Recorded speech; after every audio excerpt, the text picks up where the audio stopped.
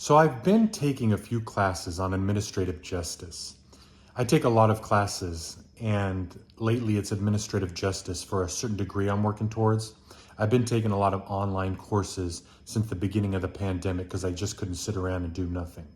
But it's really interesting, especially in administrative justice. What I'm noticing is that we keep lowering the common denominator, or we keep lowering what we expect out of society, out of each other.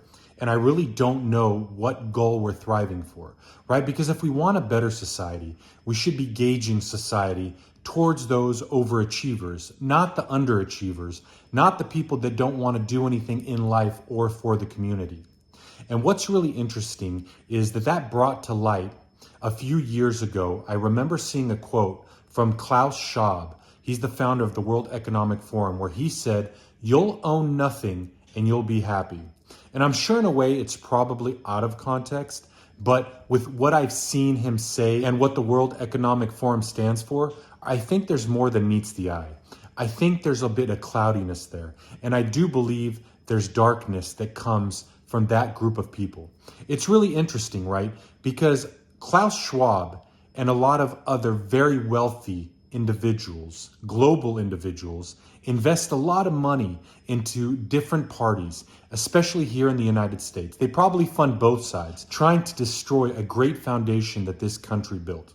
I know there's a lot of drama, and I know there's a lot of conflict. And that type of stuff even happens in families. Now, my main focus of this video is trying to understand why, in criminology, why we want to adjust the criminal justice system, our legal system, our judiciary branch, our legislative branch, to help the lowest common denominator.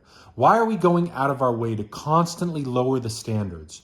We're hurting our children, we're hurting our communities, we're hurting our educational system, we're hurting our real estate system, we're hurting our communities by constantly lowering standards. There's a lot of popular cultures within our country today that want to create a lot of conflict, hate, and violence.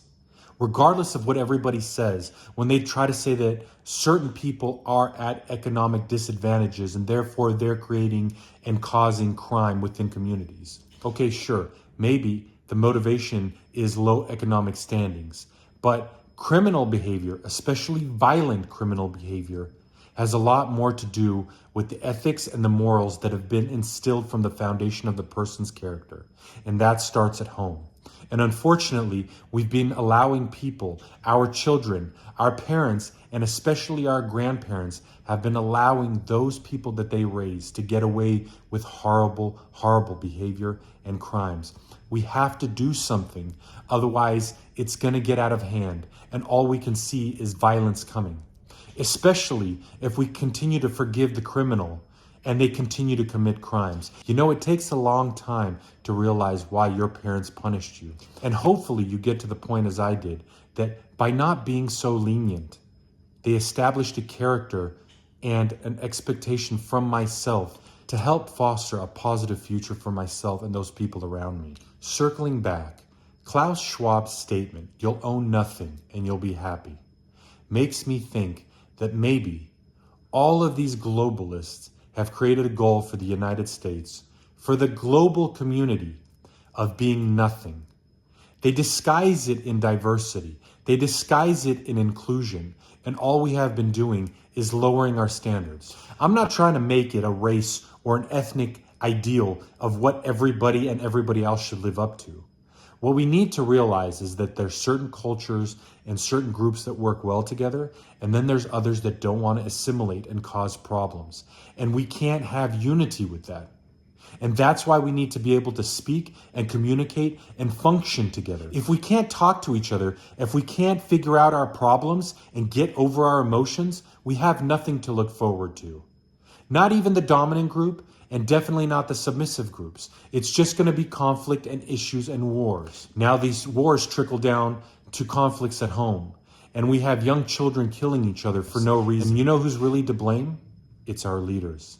It's the parents. It's us. The reason there's these issues in this world is us. The reason there's these issues in the world is our parents. The reason there's these issues in this world is because we were too lenient and didn't give enough restriction to help build character. And I hope we can get back on track and quit lowering these standards. But I can tell you from what I've been learning in my continued education is we're teaching people that the people that are the villains, the people that are committing the crimes, they're the victims. They're the ones that should be forgiven and given 100 different chances so they could commit more crimes. And all that's going to do is trickle down and hurt our children and kill and destroy our communities. And we need to get away from that.